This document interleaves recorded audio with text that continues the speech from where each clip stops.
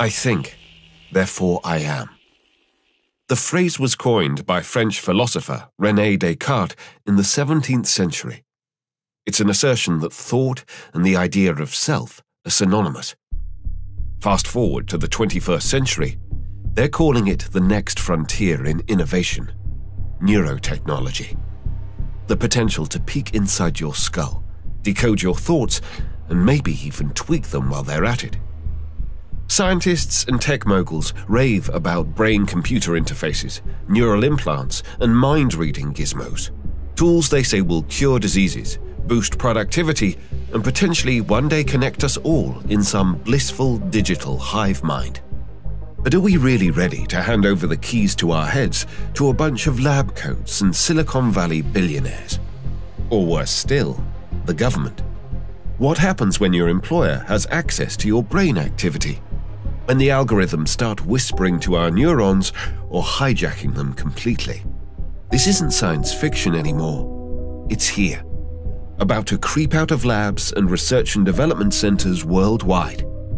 But the prospect raises more questions than it answers. Welcome to the eerily dystopian world of neurotech, where the line between breakthrough and breakdown feels razor thin.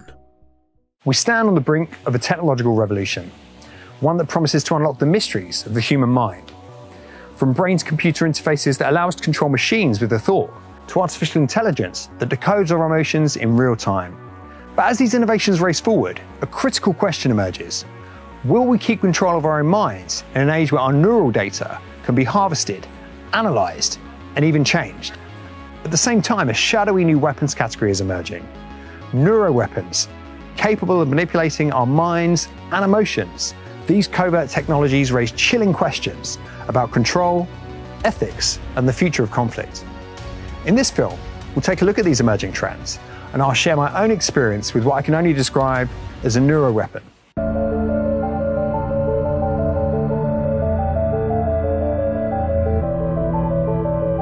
Meet your brain's new best friend, or so they say.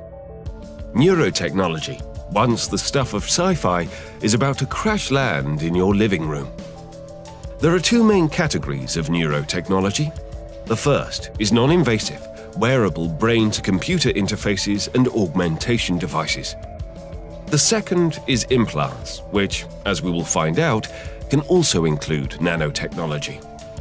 However, for this second category, research has shown that society is more than a little apprehensive. A Pew Research study found that just 20% of people would consider having an implant. That's just fine for companies like Elon Musk's Neuralink. They're focused on solving the problems of the mind, giving sight to the blind and allowing the paralyzed to control computers with thought. But some pitch neurotechnology as the inevitable future of humanity, with suggestions that it could soon become seamlessly embedded into devices we already use, like headphones. There must be a significance to all of this. Some are predicting the neurotechnology market will become a $32 billion industry by 2030, and big tech's already salivating.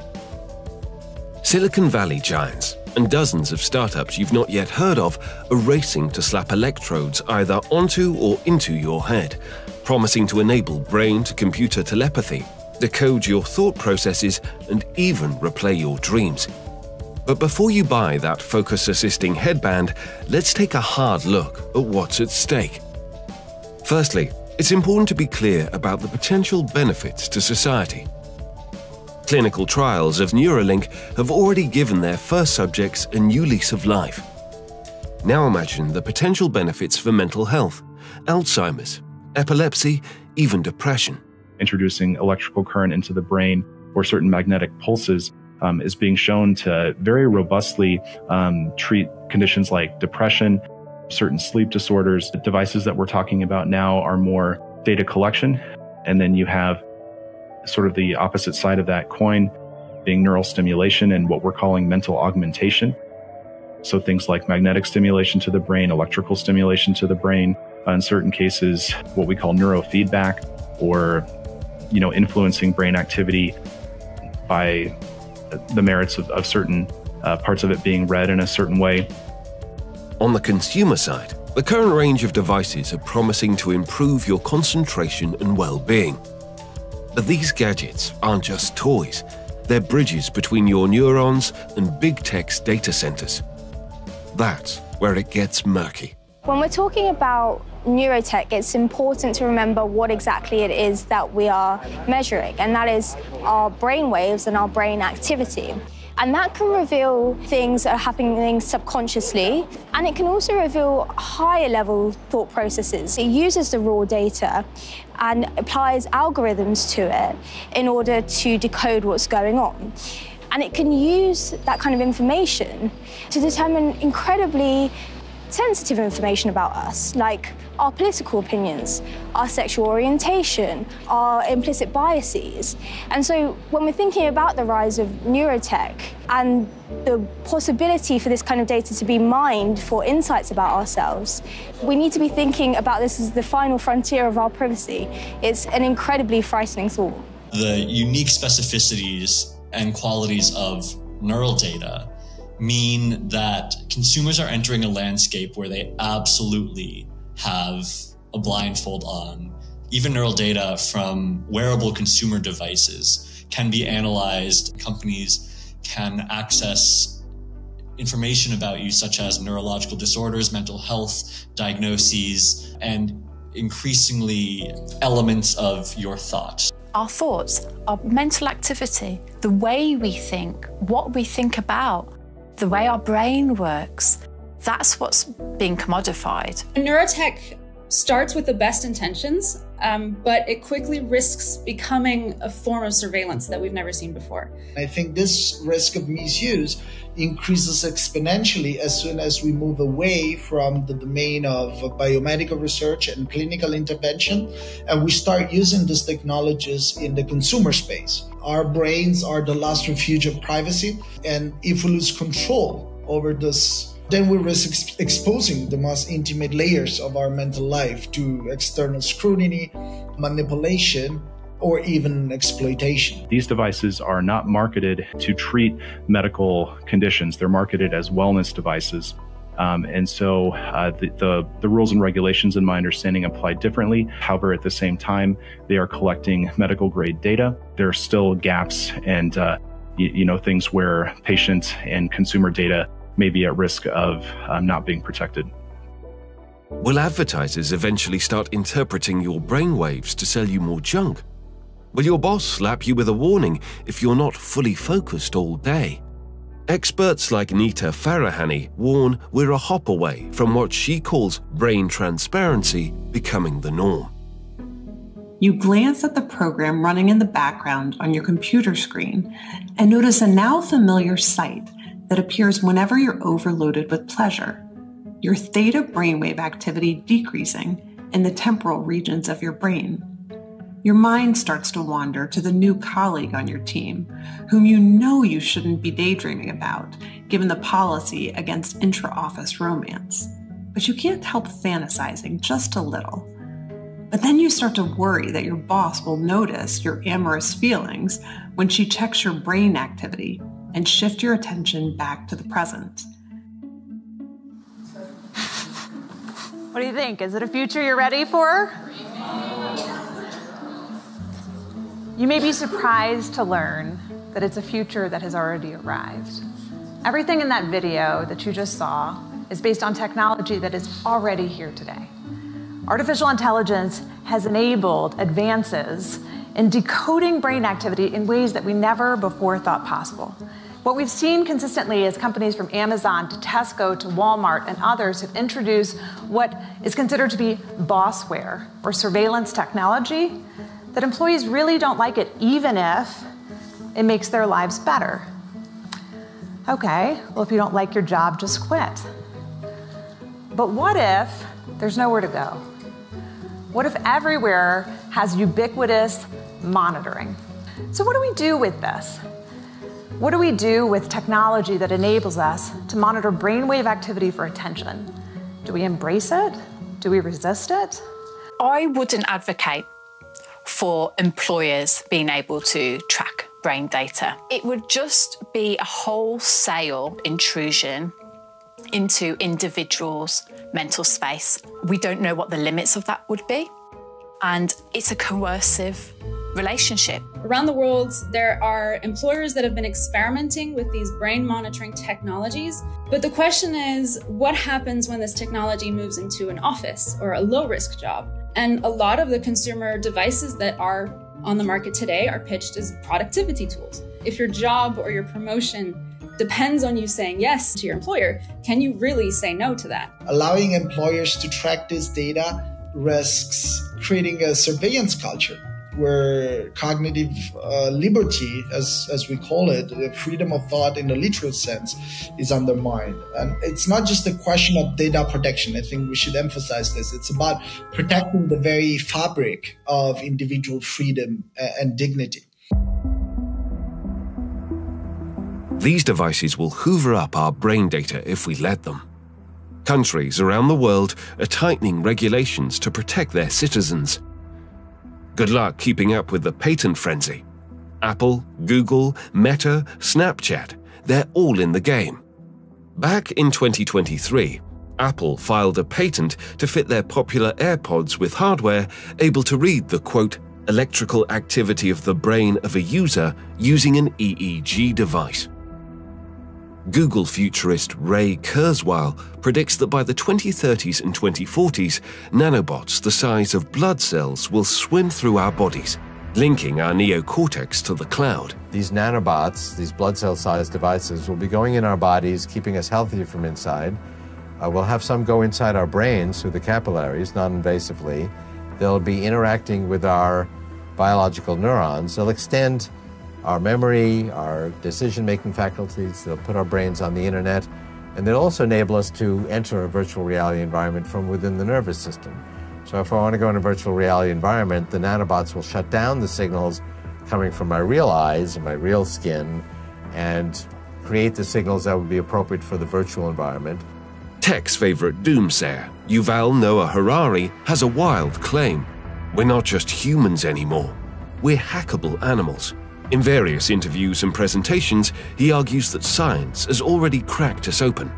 Algorithms, AI, and neurotech won't just predict our choices, they can rewrite them. We'll soon have the power to re-engineer our bodies and brains, whether it is with genetic engineering or by directly connecting brains to computers. What we have seen so far, it's corporations and governments collecting data about where we go, who we meet, what movies we watch. The next phase is the surveillance going under our skin. To hack a human being is to get to know that person better than they know themselves. And based on that, to increasingly manipulate you. Harari's point: with enough data, your clicks, your pulse, your neurons, AI will know you better than you know yourself.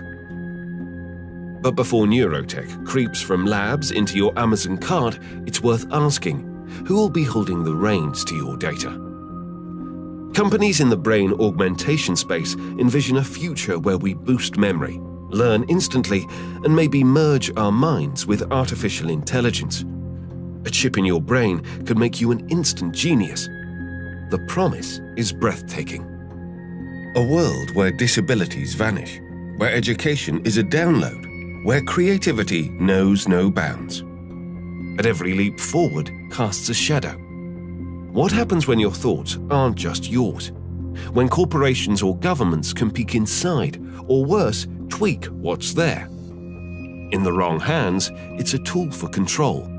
And if the brain can be upgraded, who decides what better means? In a 2018 Draper University presentation entitled Connecting Minds to the Internet, Founders Space CEO Steve Hoffman gave the world a preview of where the technology is headed. What's coming next will literally blow your mind. There are new technologies, and a lot of them are being developed by startups and the military that are going to allow us to much more accurately measure and actually communicate with your brain. Scientists have also done several experiments on what they call dream reading. You can start to interpret somebody's dreams through the technology. Now, MIT has a technology, and there are a couple startups that are also working on this, that are building mind-reading software along the same lines as I told you there. So the mind-reading software is really interesting because it's much simpler. When all of us speak to ourselves in our head. So if you can match the patterns in somebody's brain to the patterns in the database, you can literally start to read their mind. It wouldn't take long for you to train a machine to read your mind. Now, that's just the beginning.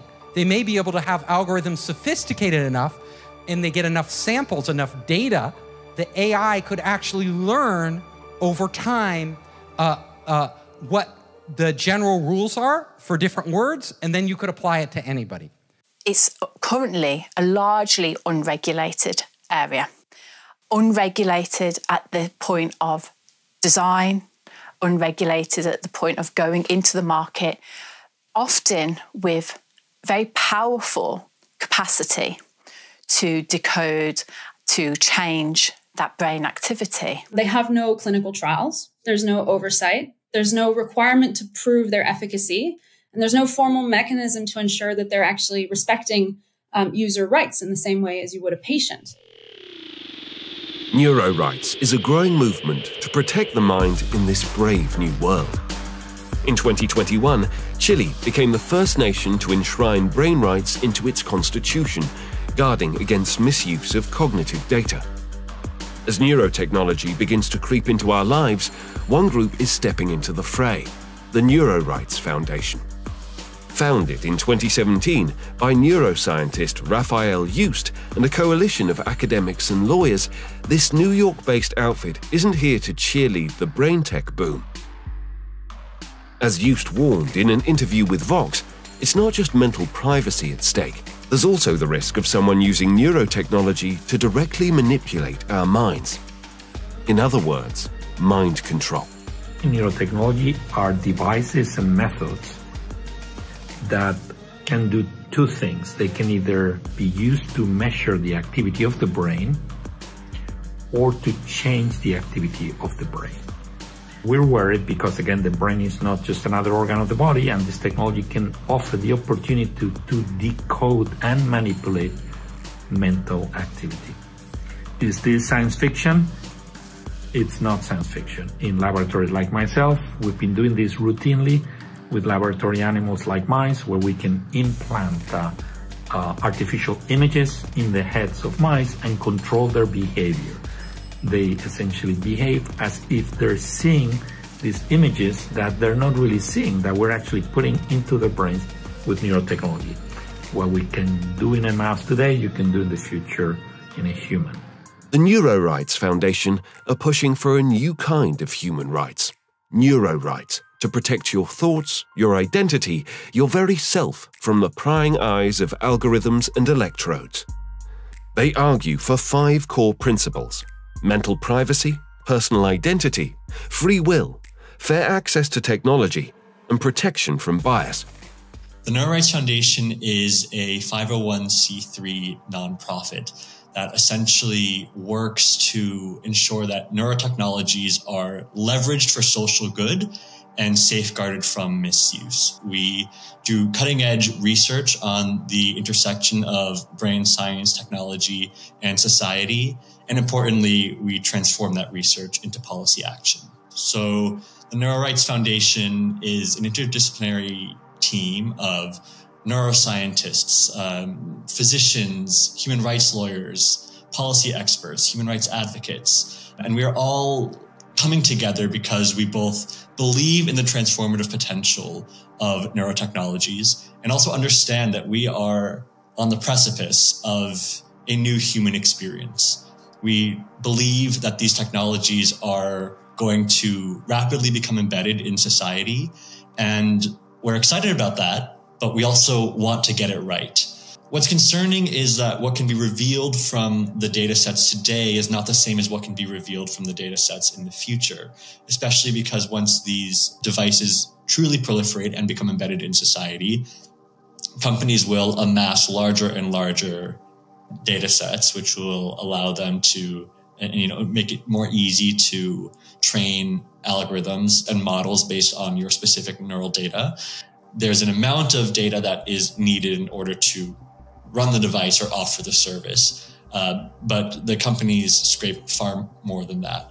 And, unlike if I were consenting to you looking through my bag while in line for security at the airport, I know exactly what is in that bag.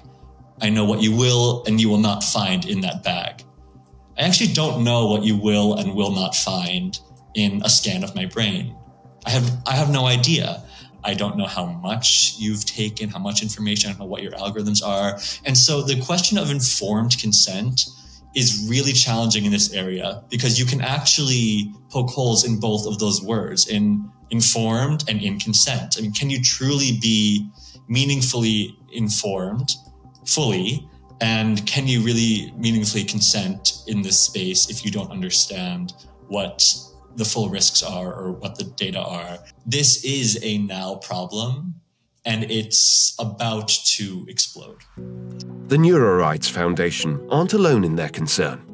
In April 2024, the state of Colorado signed into law an expansion of the definition of sensitive data to include neural data generated by the brain.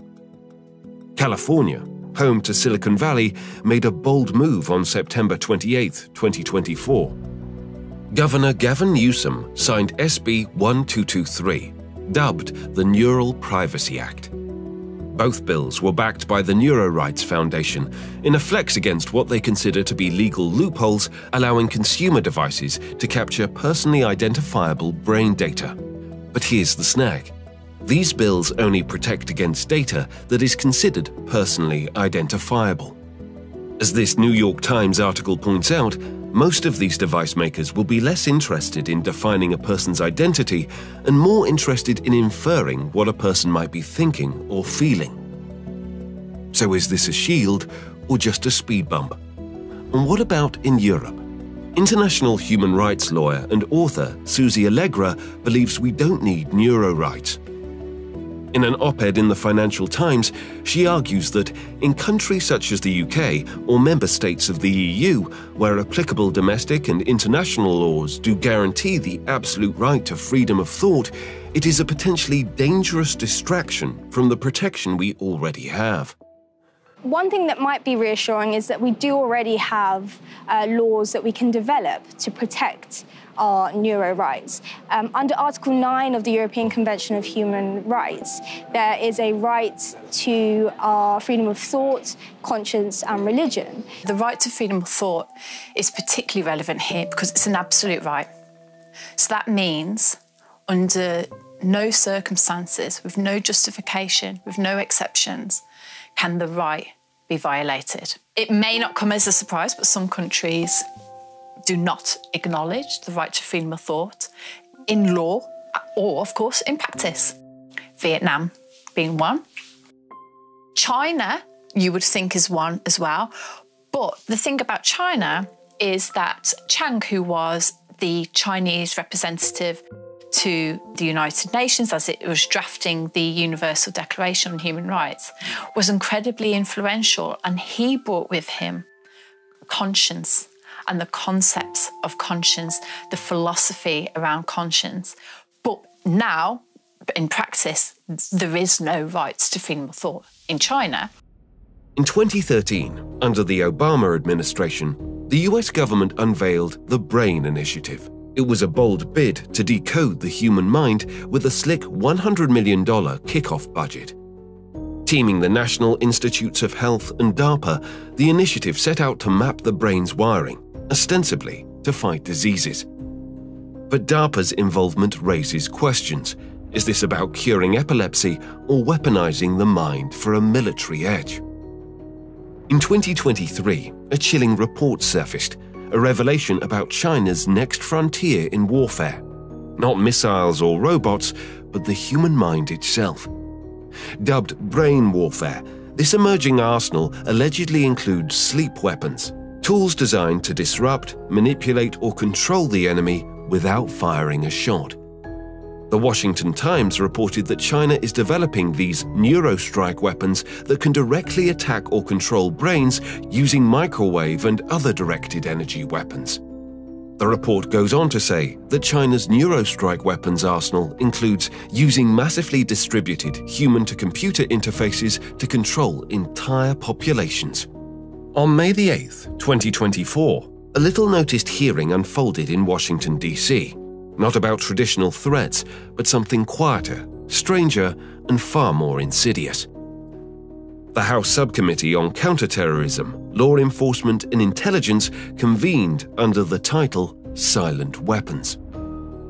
Their focus: anomalous health incidents, including Havana syndrome and the possibility that invisible tools are targeting Americans, from diplomats abroad to citizens at home. The hearing didn't just rehash Havana syndrome, it probed deeper. Could these silent weapons, microwave beams, pulsed energy, pose a much greater threat than simply a mere diplomatic nuisance? What you all are saying is there's a government cover-up of the fact that something is out there afflicting, targeting us. The gaslighting of AHI survivors continues to this day as history repeats itself. America's best men and women in national security are being targeted and neutralized in a global campaign. With a high-powered microwave system weapon that may have the ability to weaken, intimidate, or kill an enemy over time and without leaving evidence. The 2012 intelligence information indicated that this weapon is designed to bathe a target's living quarters in microwaves, causing numerous physical effects, including a damaged nervous system. There's a wealth of publicly available information concerning the history of directed energy, and particularly its scientific, intelligence, and military applications. I provide an overview in my written testimony. Given the many years our government has been experimenting with developing directed energy weapons, why would anyone not believe our adversaries are engaged in the same efforts? There's more than one way to achieve this same effect on the human brain. And one of the most disturbing denials that I've seen in some of the publications leading up to our findings being published was an attempt to create the impression that no technology would allow this impact on the human brain. That is provably untrue. There have been experiments that prove that both acoustic and waves, directed waves in the ultrasound, primarily the ultrasound band, but also electromagnetic directed energy, especially pulsed nanosecond energy beams in the millimeter band through something called the Frey effect, which converts electromagnetic energy into an acoustic band wave that can be within or without or outside of the audible band, can have the same effect on the human brain, which can have long-term concussion-like symptoms. From my personal point of view, making this public is the best protection. These are very covert weapons, aren't they? They don't leave behind bomb fragments, bullet holes, etc. They could absolutely be used by our adversaries and have very low levels of, very easy to deny that they were even there, that they were used. Is that correct? That's correct. There's no entry or exit wound. How they're designed is to make the target feel like they're crazy, like they're imagining things, especially on the low duration, the low intensity, long duration hits. Havana syndrome first hit the radar in 2016. Many sources suggested radio frequency energy as a culprit, echoing decades-old science on microwave auditory effects. Silent weapons hover at the edge of our understanding. But as neurotech blurs into warfare, one thing's clear. The threat doesn't shout, it whispers, making it deniable and leaving victims frustrated with the lack of help. There's clearly a risk of an arms race here. I think it's already happening. There are documents and there are statements suggesting that militaries in some of the most developed, richest, economically stable countries are already developing neurotechnology. There are reports that certain governments around the world are exploring forms of neuro warfare and kind of leaning into a future of cognitive warfare. And so that's something that greatly concerns me. Neurotechnology is a weaponized technology. It's being used among military organizations across the world. And we're seeing organizations like DARPA in the United States. China has established a cognitive warfare unit. Many other countries are using these technologies for experimental purposes in the military sector, developing psychotronic weapons, developing some form of cognitive affective manipulation that could be used to suppress dissent or enforce conformity. There's no collective conversation here. There are no parameters, there are no limits, there are no boundaries. It's incredibly worrying. Governments have been eyeing the prize for many decades. Influence behavior, extract secrets, and disable enemies without firing a shot. In the shadow of the Cold War, the US and Soviet Union were both digging into psychotronic weapons. The Moscow signal was a reported decades-long microwave attack on the US embassy in the Russian capital. A later study found that embassy staff had a higher cancer mortality rate than the general population, with one ambassador reportedly bleeding from the eyes.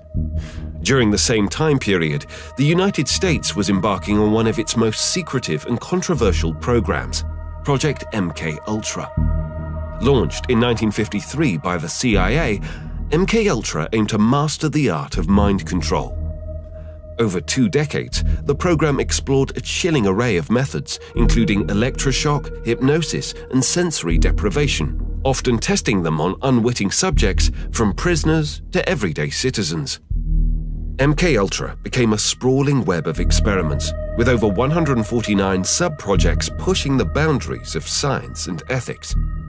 Among these, Sub-Project 119 stood out. Initiated in the early 1950s, it sought to manipulate human behavior through remote electronic means, exploring bioelectric signals and brainwave activation. Sub-Project 142, on the other hand, ventured into the biological realm, experimenting with animals to test a combination of drugs and electrodes on behavior, laying groundwork for later human trials. On July 21, 1977, the veil over MK-Ultra began to lift. A bombshell article in the New York Times exposed the program to the public, detailing how the CIA had spent years conducting mind control experiments on unsuspecting Americans. The piece, spurred by newly released documents, revealed the agency's use of psychological torture and covert testing, much of it uncovered through a Freedom of Information Act request. But MK-Ultra didn't emerge in a vacuum. Its roots trace back to Operation Paperclip, a post-World War II initiative where the US recruited over 1,600 Nazi scientists to bolster American military and intelligence efforts. Some of these scientists, fresh from experiments in concentration camps, brought knowledge of torture, brainwashing, and human experimentation. This knowledge found a champion in Alan Dulles, the CIA's formidable director from 1953 to 1961. Dulles greenlit MK-Ultra, envisioning it as a weapon against Soviet mind control.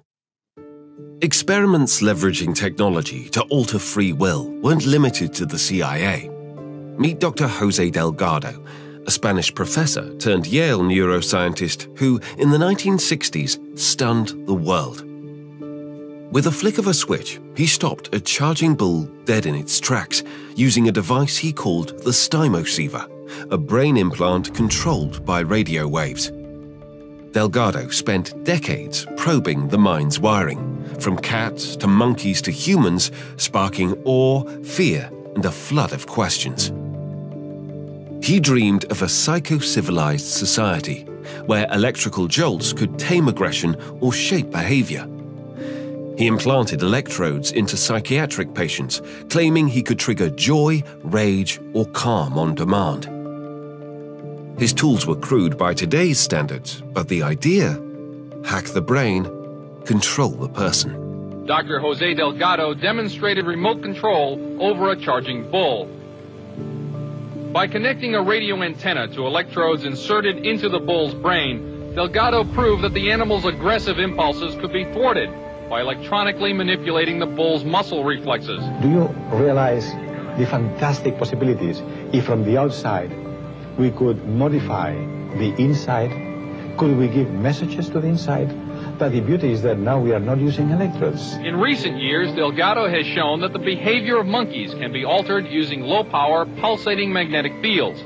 But in these experiments, there were no antenna implants. Any function in the brain, emotions, intellect, personality, well, could be perhaps modified by this non-invasive technology. Neuroweapons. The word conjures images of sci-fi villains and shadowy conspiracies. Tools that don't just target the body, but the mind itself. Take the so-called voice of God technology, known by some as V2K, or voice to skull. The idea is simple, but eerie. Use microwaves to beam sounds or voices straight into a person's head, bypassing their ears. It's rooted in the microwave auditory effect, also called the Frey effect. In 1960, a biologist named Alan Frey embarked on a groundbreaking journey that would challenge our understanding of the invisible world around us. Working at General Electric's Advanced Electronics Center at Cornell University, Frey was drawn into a mystery when a radar technician claimed he could hear the signals emitted by radar stations. What began as a curious anecdote soon unraveled into a scientific revelation: the discovery of the microwave auditory effect, a phenomenon where pulsed microwaves could produce audible sounds directly in the human brain. Pulsed frequencies heat tiny bits of brain tissue, creating a shock wave the auditory system picks up as sound. The military flirted with it. Documents from the army once described V2K as a non-lethal weapon, even floating it as an electronic scarecrow for airports. Then, the page disappeared. In 2008, Wired reported that the US military had funded development of a non-lethal weapon that could create a sound inside your head using the microwave auditory effect. The publication quoted Dr. Lev Sadovnik of the Sierra Nevada Club, who suggested, in addition to military uses, these devices could be used at low power to produce a whisper that was too quiet to perceive consciously but might be able to subconsciously influence someone. Sadovnik even suggests subliminal advertising, beaming information that is not consciously heard. If this technology has been around since the 60s, you can bet it's much more advanced now.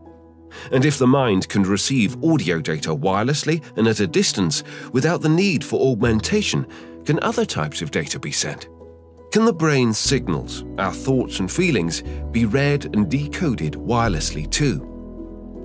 Experts say we aren't there yet, but the intent is in that direction. If wireless neurotechnology becomes more widely available, then it will also leverage much larger data sets, and these much larger data sets can be in turn used to better train the algorithms. And then the possibility of mass neural data collection, which in other words means mass mental surveillance, isn't far-fetched in my view. We're told today's neurotech needs contact, headsets, implants, sensors pressed to your skull to read brain signals.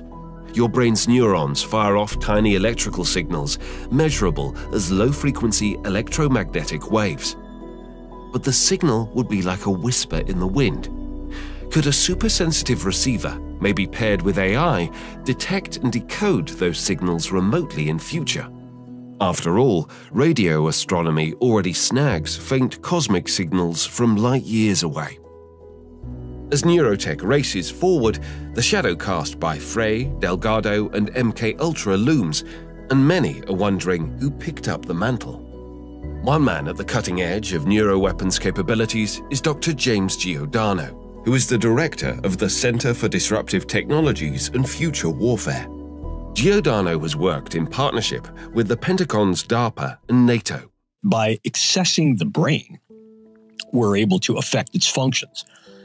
What neuroweapons are those tools, those techniques, those means, and those methods of affecting the peripheral and central nervous system in ways that modify the thoughts, the feelings, and the actions of others in those ways or in those dimensions that are intentional. So we can then utilize these weapons in ways that are what we call kinetic. In other words, we can actually use them in sort of a combative way, but we can also use them in ways that are far more non-kinetic, in a more influential, perhaps disruptive and or deterrent way. We can't simply usurp information from someone's brain from a distance yet. Are we close? Well, I think we're certainly in the waiting room. The current DARPA project, Defense Advanced Research Project Agency project, that is referred to as N-cubed. It involves the use of neuroengineered sensors and transmitters that can be introduced to the brain space non-surgically, either via inhalation, injection, ingestion, absorption through a mucous membrane, migrated into the brain space utilizing some form of magnetic current due to the particular properties of these nanoengineered materials, and then utilizing this migrational pattern to form a relatively vast array of sensors and transmitters within the brain that allow real-time reading of information from the brain and writing of information to the brain remotely. I don't care how you twist this. This represents some iteration, some construal of, quote, mind reading and mind control. Can we infiltrate the brain space non-surgically, embed within the brain a vast array of nanomaterials that are capable of sensing and transmitting remotely in real time? And can you then be able to transmit information back into the brain in such a way that is going to be uptaken by the brain and then translated into some aspect of cognition, perhaps emotion, and perhaps also some execution of action behavior? We're on that path.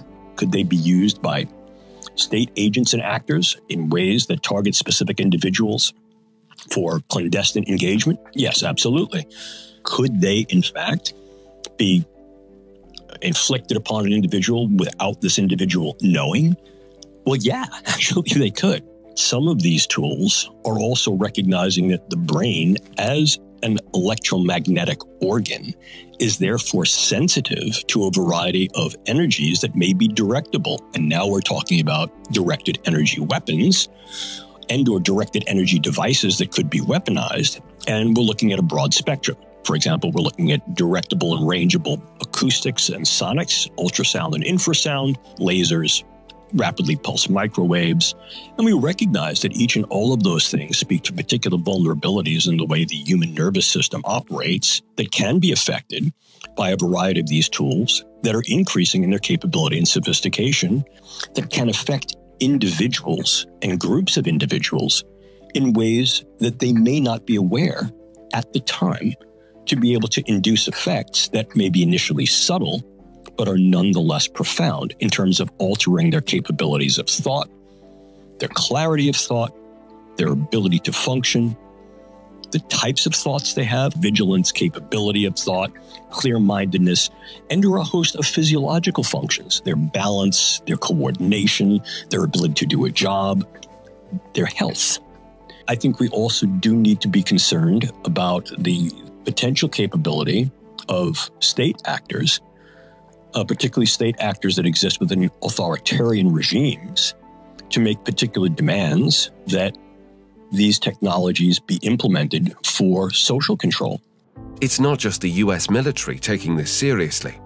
NATO's François de Clouseul recently published a report entitled Cognitive Warfare, A Battle for the Brain, in which he talks about the convergence of 4 areas of technology: nano, bio, info, and cogno technologies, which when combined can turn the brain into the new front line in warfare.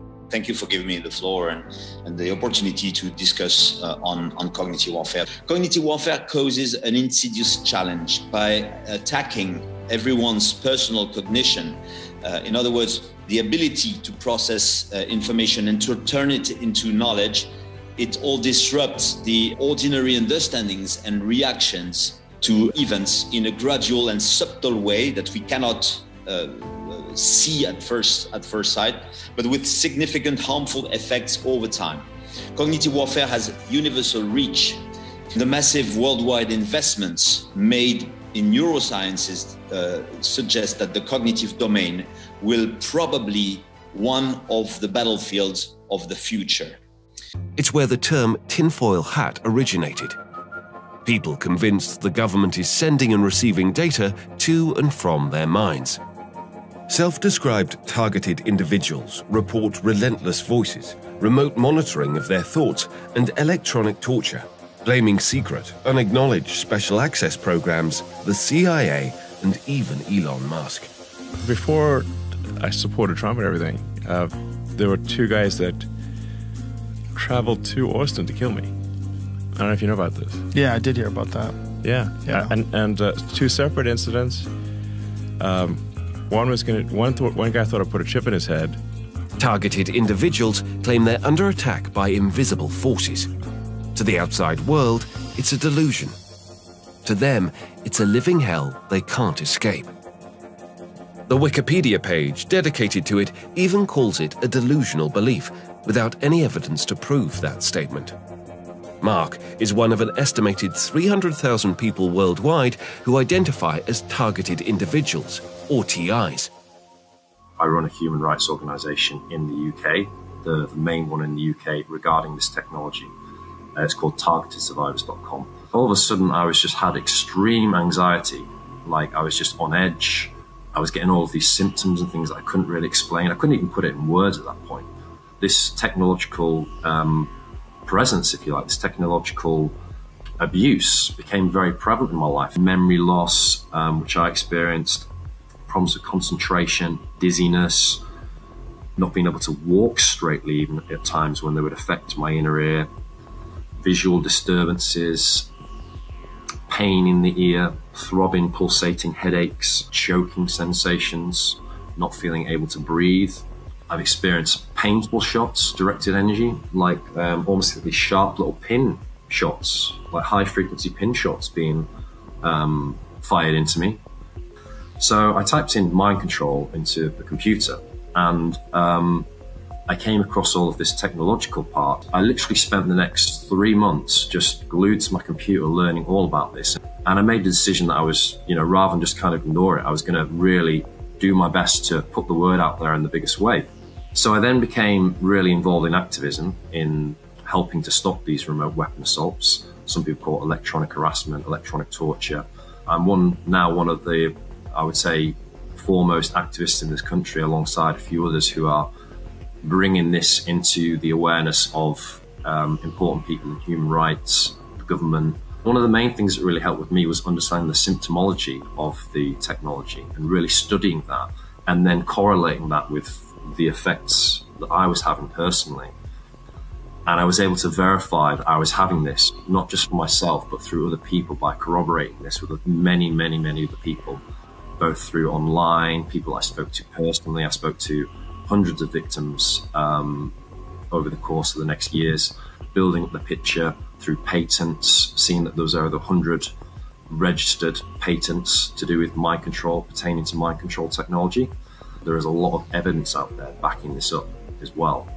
All credible evidence, if you're willing to look, if you're willing to do the research, and if you have an open mind, willing to go there. Because for a lot of people, it's a fear thing. It's like people don't, it's the ultimate fear, this kind of, well, I'm not safe in my own home. This is the most important human rights abuse in the world that is happening right now. The goal of this program is trauma-based mind control. The way that they're using this technology comes from the same playbook and methods and approach that they've used on this more traditional physical torture MKUlture program. For example, torturing the individual to the point where their mind is weakened and they're more programmable. It appears now that the program is very much used on an experimentation level and on an oppression level as well. So, for example, people that are speaking out in the military intelligence and or people that have been in military intelligence and they have too much information, they know too much. Targeted individuals describe a relentless campaign of surveillance and torment, coordinated gang stalking by strangers, electronic torture, fear that they've been implanted without their knowledge. Their stories and theories vary, but the symptoms are always similar. The pain is real for targeted individuals. It's a battle to prove their sanity, keep their dignity, and get answers. They're ordinary people targeted by forces they can't escape. Harassed by invisible waves, their minds invaded by voices no one else hears. Their bodies zapped when they think certain things. Their stories and their suffering demand our attention.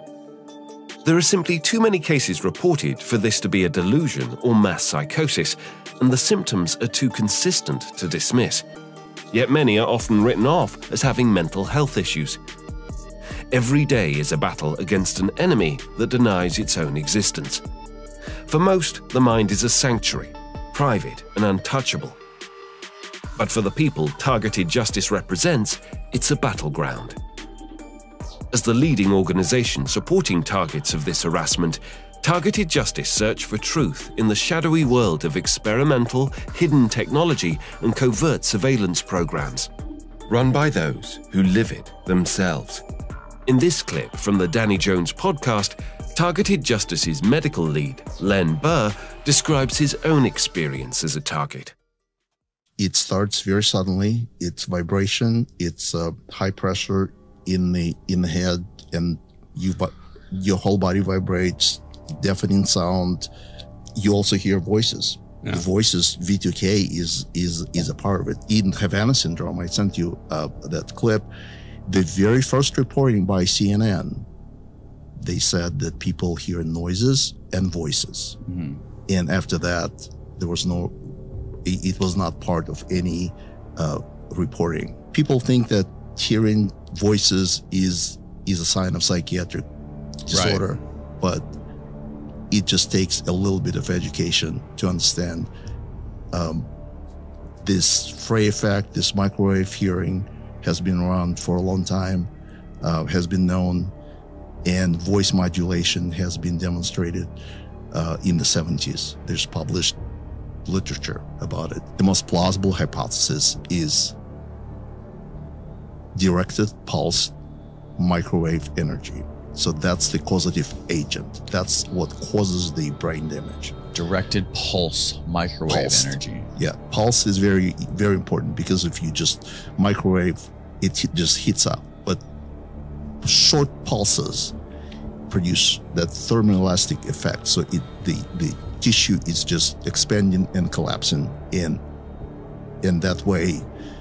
It heats up just enough to induce damage or produce that audio, that Frey effect. It isn't just Targeted Justice and Targeted UK raising awareness on this issue. There's also the Stop Egg Foundation, PAX International, and the International Coalition Against Electronic Torture, or ICOTOR. We spoke to Melanie Vritchen, president of ICOTOR, about the TI experience. I'm the president and the founder of the International Coalition Against Electronic Torture and Robotization of Living Beings, in short, ICOTOR. And we are a Brussels-based not-for-profit association aiming at promoting the recognition of the rights of victims of illegal experiments using remote influencing technologies. That means implantable electronic devices and directed energy weapons. Our organization's goal is to influence European and international legislation by calling for a global ban on weapons that enable any form of human manipulation. The number of people complaining about being victimized by these technologies is indeed increasing exponentially in all countries. Physical and psychological symptoms, complaints they express are identical everywhere. And the victims' complaints about artificial auditory effects, electronic shock sensations in various extremities, needle-like sensations in specific areas of the body, and experience of brain stimulation. So this is what they all said. The abuse of these type of technologies without consent constitutes a serious violation of the Hippocratic Oath, the Nuremberg Code, and the fundamental human rights of the European Union and UN, as well as the constitutions of most Western countries. The exponential rise in the numbers of the complaints that from all over the world that reaching us strongly indicates that this is beyond just a test. This is there's a political objective here to use these weapons on a very large scale on the population for population control, strong limitation of civil liberties, such as free speech and expressing one's political opinions. Faced with the rapid expansion of neurotechnologies and the seriousness and the large scale of these human rights abuses, we request that the EU lawmakers urgently create appropriate legislation to protect all citizens in the EU and their physical integrity. Electronic torture certainly is a crime against humanity.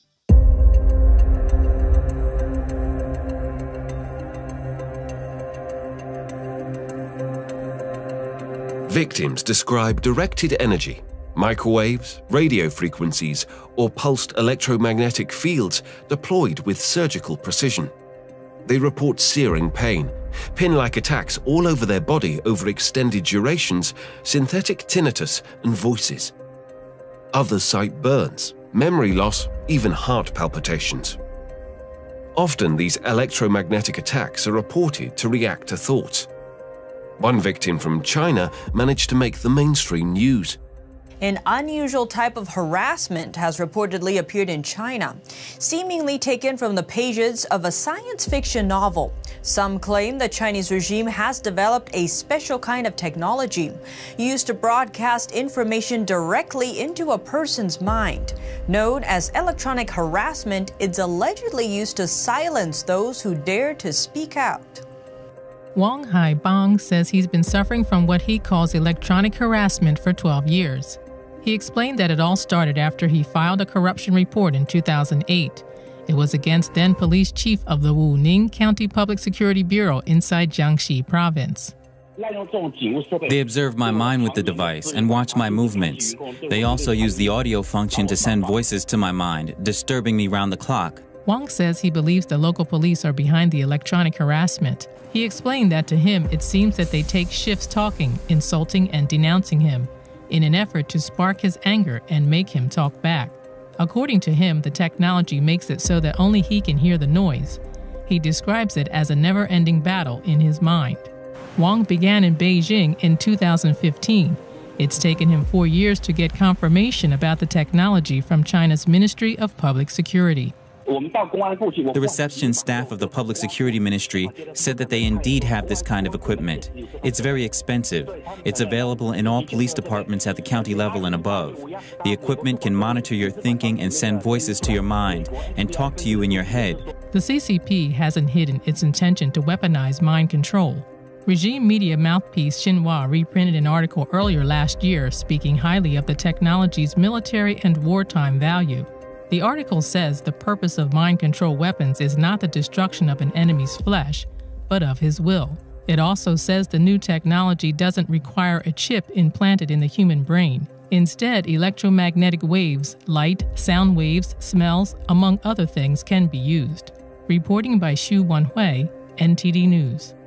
Forms of torture are prohibited by international human rights law, so any form of torture that was enabled by neurotechnology devices, we know would also be prohibited. Our team strongly believes that any form of non-consensual reading of your thoughts and using them against you would be a violation so invasive and so distressing that it could constitute inhumane and degrading treatment under international human rights law. The UN Human Rights Council has formally flagged this. So in their most recent report, the advisory committee made it very clear that use of neurotech for torture is a violation of human rights. So that would be quite a serious crime. But of course, just because something is prohibited by the UN doesn't mean it's not going to happen. And neurotech is advancing rapidly. Much of it is outside the public eye. And so there is a real risk that some applications are being explored, and it's something that we need to keep a close eye on. Targeted individuals aren't asking for belief, they're demanding action. The question isn't if they're real, it's who's next. And it could be everyone. Voice to Skull, the Department of Defense employees, where they like to use the term like hearing peculiar sounds. That's the cover, hearing voices in your head. And then you're crazy, right? Right. So nobody wants to say these things because it sounds terrible. But if this technology is being applied to all of us in mass, consider it. At some point, we need to have some very serious conversations about what the capabilities of modern technology are and the implications. Do you think that they're using it en masse? Absolutely. On the American populace or direct to certain cities? Or on the world. Not only can we put information in without blowing up your brain, we can put it in and then you can believe it so sincerely that the problem is you can testify to that effect. There's some really interesting research that we can plant false memories in the brain.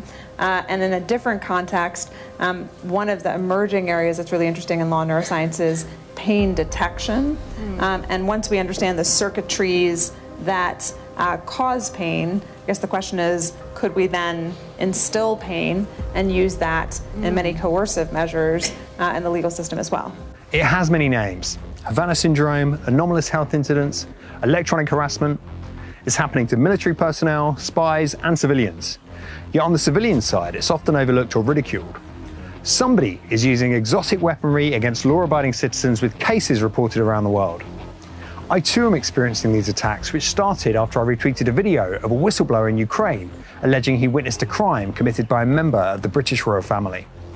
It's like I'm being tasered every minute of the day, but these attacks somehow react to your thoughts with millisecond latency, and that's the elephant in the room.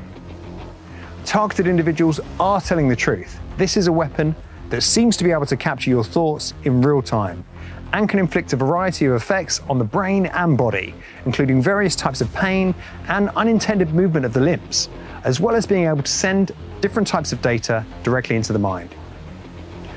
Despite many theories, nobody seems to know how they're doing this, but as we have seen, it's happening to many, many people. Both Marc and Melanie said to me off camera that they know victims that have taken their own lives. Such is the debilitating and destabilizing nature of this weapon. Could the nano-engineered particles that Dr. Giordano mentioned be to blame, or is this being done solely by directed energy weapons? Could it be one single entity, or are multiple governments around the world testing these tools on their own citizens? Are neuroweapons that can remotely inflict pain and read your thoughts our new reality? Because if so, the balance of power has shifted, and that should greatly concern everybody. I believe we need an international disclosure of the capabilities of militarized neuroweaponry and a substantial push for legal protections against any unacknowledged covert use of these technologies. Most people have no idea what a neuroweapon is, let alone what it's capable of. We need full transparency on this so people know what to look for if it's turned on them, as well as legislation that guards against any kind of subliminal or emotional manipulation of both individuals and mass populations. Something very dark is happening here, and I have a terrible fear this program could be scaled up to many millions of people. We must do something. At first, I had no idea what was happening to me, but then I saw the Daily Mail article. In April 2018, a strange package landed in the inbox of Curtis Waltman, a journalist digging into Antifa and white supremacist groups for Muckrock, a Boston-based non-profit obsessed with prying secrets from government vaults. He'd filed a routine Freedom of Information Act request with the Washington State Fusion Center, a United States Homeland Security outfit that tracks threats and shares intel. What he got back was completely out of the ordinary. In amongst the files he requested was a zip file labeled EM Effects on Human Body, and it cracked open a Pandora's box of weirdness. Inside were documents straight out of a conspiracy fever dream. Remote mind control, forced memory blanking, microwave hearing. One slide detailed a laundry list of horrors: intense electromagnetic-induced pain, broadcasting and decoding thoughts, wild flailing of the limbs when trying to sleep. Another promised to beam voices into your skull using electromagnetic waves. The files matched the symptoms of targeted individuals to the letter. So how did this end up in Waltman's hands? The Fusion Center clammed up. No explanation, no callback. Was it a slip-up or an intentional leak? An intel officer trying to do their part to warn the public? So, If psychotronic and directed energy weapons are being used against the public, why hasn't there been any whistleblowers or media coverage? Well, actually, there has. Former governor of Minnesota, ex-Navy SEAL and WWF wrestler Jesse Ventura covered the targeted individual program in a 2012 episode of his hit show Conspiracy Theory. In the episode entitled Brain Invaders, which is available online, he took viewers into the world of targeted individuals. So when MK Ultra came to the forefront and it became public knowledge in the 70s, the government said they canned the program, it was gotten rid of, and you're chuckling over that. Is that untrue? Well, did they get rid of the mind control program, or did they just rename it and take it somewhere else? It was a shell game. They had a procedure where they actually put a transmitter transceiver in your sinus cavity, and it was hardwired into your brain. What would they use today in substitution for that? Microwaves. And they can target one individual with this? They have the ability to do that? Well, yes, and they also have the ability to do mass population. They have the ability to do that? Well, there's a variety of answers, and all of them go back to the same thing, electromagnetic pulse. They put thoughts in their heads, they hear voices. What would be the government's purpose for doing this? Absolute control.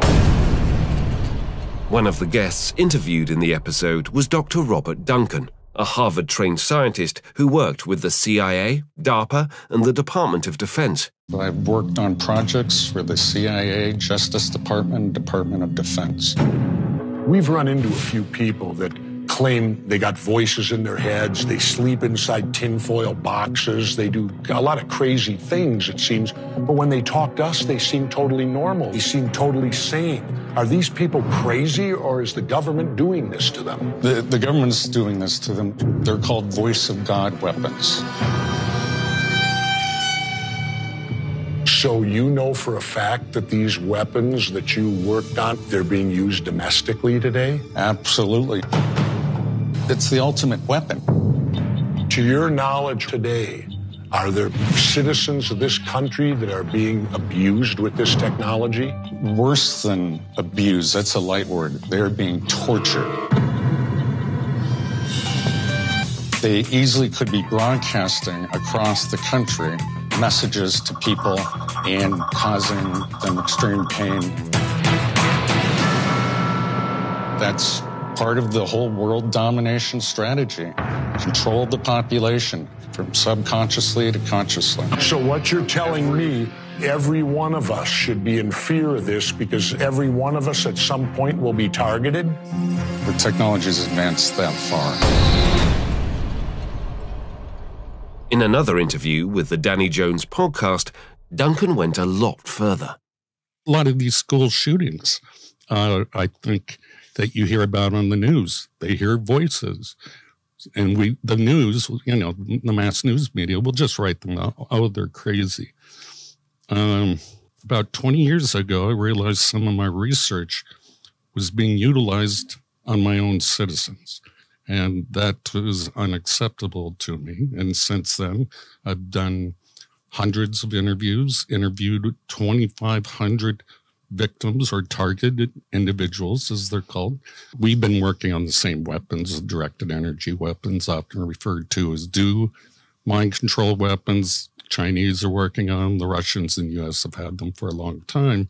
It can be done through microwave directed energy if it's amplified. In fact, there's something called the Frey effect.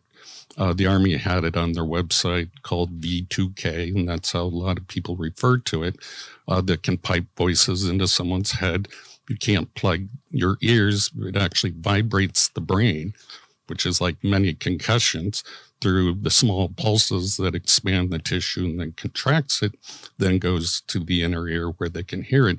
If you cognitively model someone, you have a brain print, like a fingerprint, and if you use autocorrelation techniques, and there's a way, and we'll just kind of wave our hand, functional MRI that you can do at a distance over the earth, you have every human being brain pattern. You can control 8 billion brains on the planet, potentially, read them. So in that situation, you'd want it continuous, and you'd beam the entire Earth over it. You're like a cell phone. Your brain is a circuit. So if you're dialed in, once you have a cognitive model, you would never be able to escape it under the magnetosphere or ionosphere. It's worldwide. Duncan isn't the only whistleblower.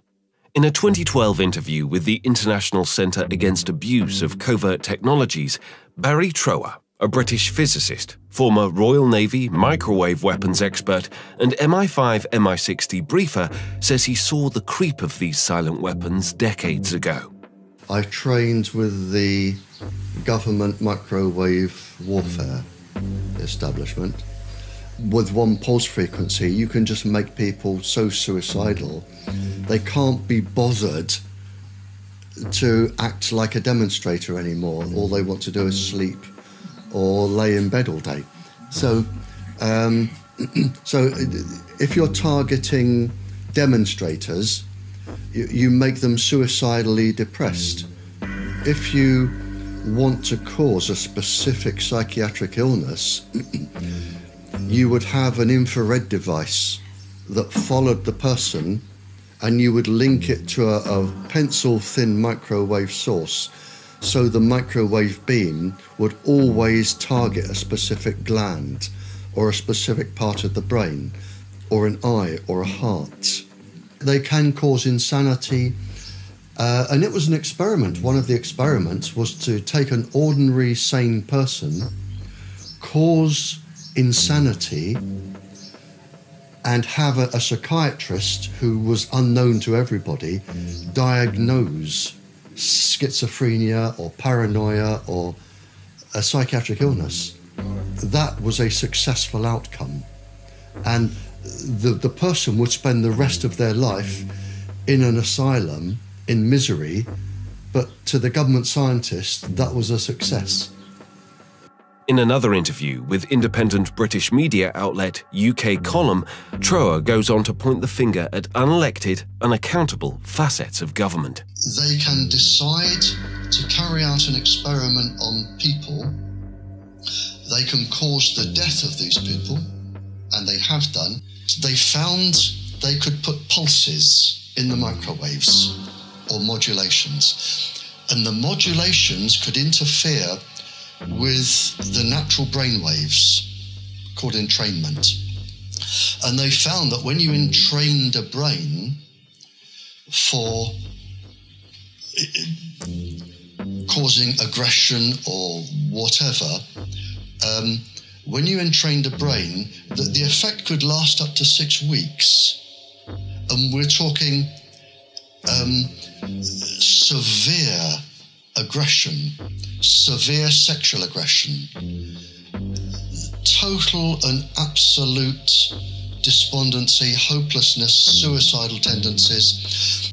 I would like somebody in power to get hold of these liars and say, because they are manipulating government, without a shadow of a doubt. We have a stream of liars somewhere, and they go through governments. And they know exactly how to handle the governments, they know exactly what to tell the ministers, exactly how to defend themselves. It's under the Official Secrets Act. You can't tell them this, you can't tell them that. You have this upper government who control government.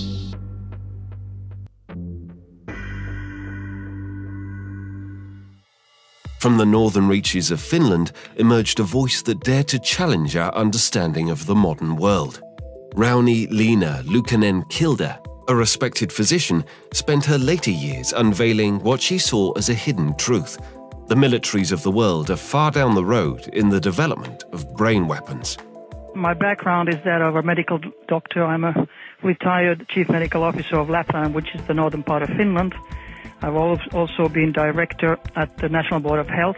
I've been member of the New York Academy of Sciences, and currently I'm a bestseller author and lecturer in 6 languages in Europe. The whole thing about mind control is the manipulation of human beings. And that can be done in many, many various ways, chemically also, but mostly now with electromagnetic fields. Today, the technology is so flabbergasting that they can read your mind, they can read your thoughts, they can read your unconscious, they can even read your intentions, your subconscious, before you yourself know it.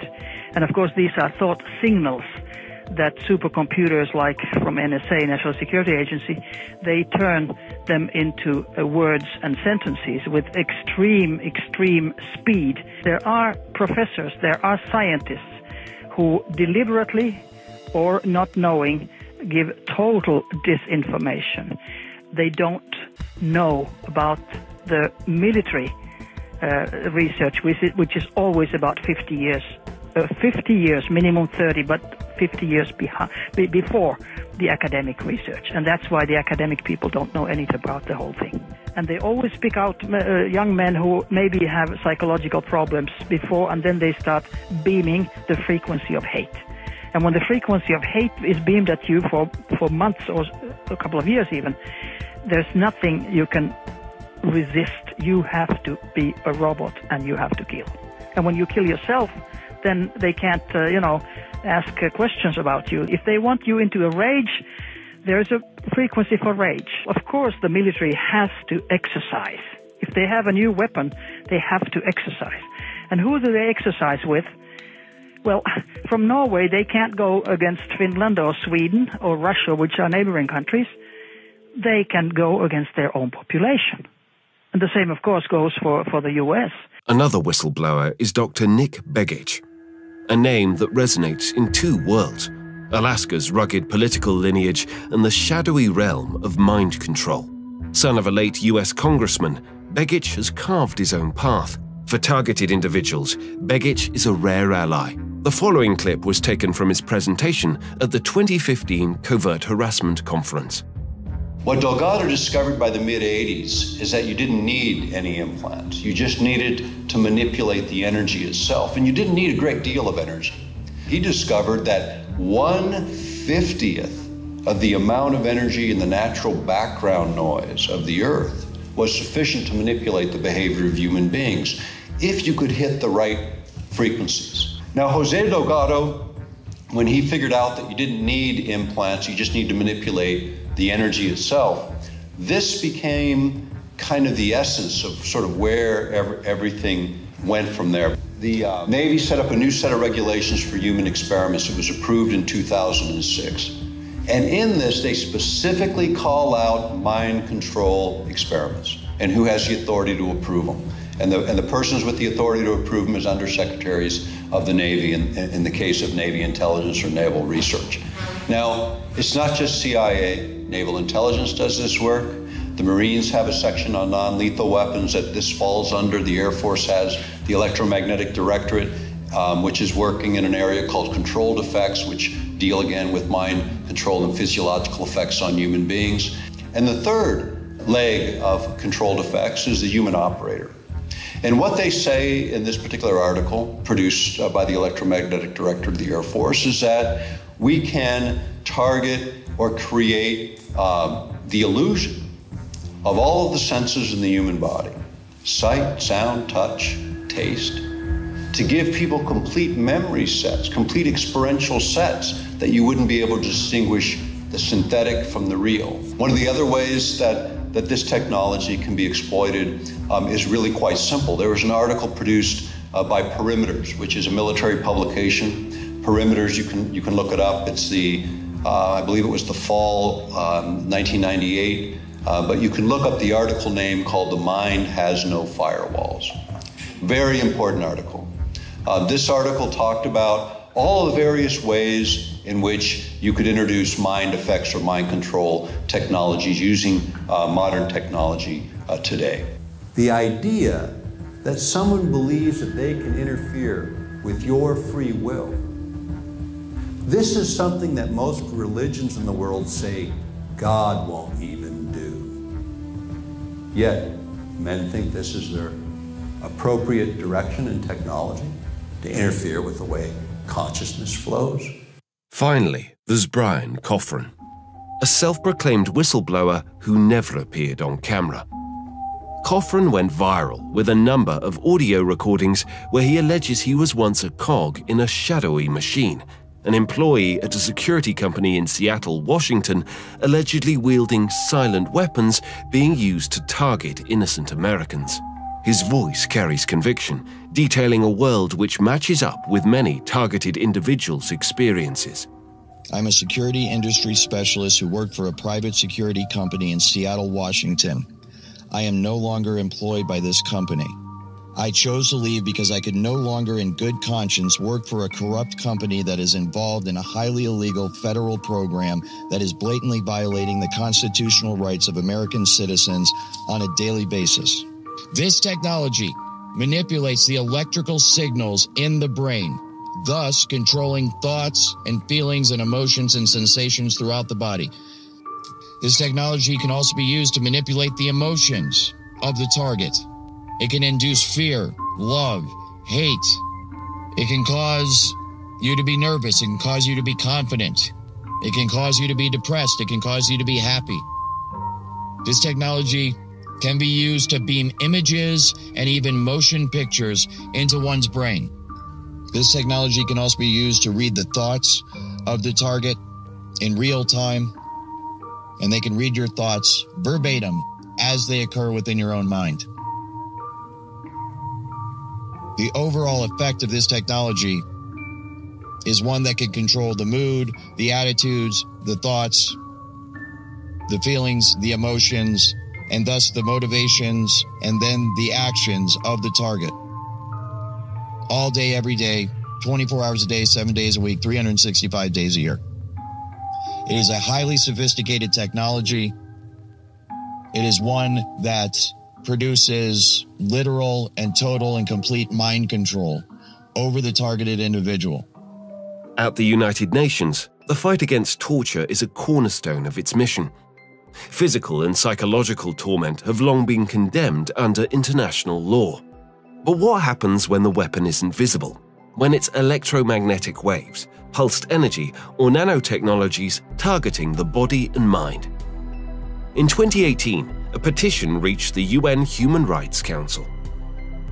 Activists claimed governments were using psychotronic devices for torture, zapping brains, disrupting sleep, inducing pain without a trace. So where do the UN stand on the issue of neuro rights? In 2024, they published a groundbreaking report titled Impact, Opportunities and Challenges of Neurotechnology with Regard to the Promotion and Protection of All Human Rights. The UN report warns of unprecedented risks. Neural data could expose our thoughts, emotions and desires, threatening our right to privacy and mental integrity. Without clear rules, employers or governments could exploit these tools, eroding autonomy.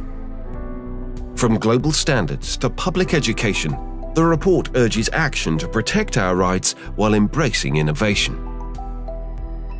Neurotechnology stands at a crossroads, a marvel of human ingenuity, a lifeline for the broken, a window into the mind's deepest secrets.